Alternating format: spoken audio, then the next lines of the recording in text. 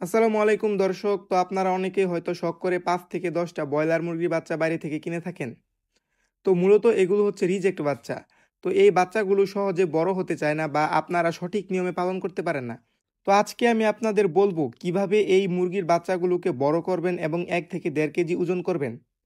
তো আমি শখ করে 12টা বাচ্চা কিনে নিয়ে আসছিলাম, তো এগুলো আমি কিভাবে বড় করেছি, 1 থেকে 1.5 কেজি ওজন করেছি, তো সেই বিষয়ে বলবো।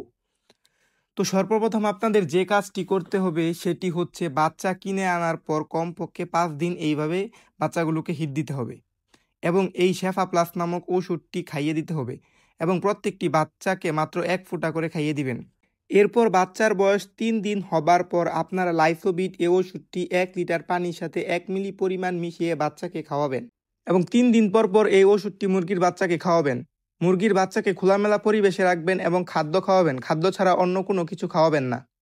এবং 1 মাস পর আপনাদের মুরগি কমপক্ষে 1.5 থেকে 2 কেজি ওজন হবে ইনশাল্লাহ।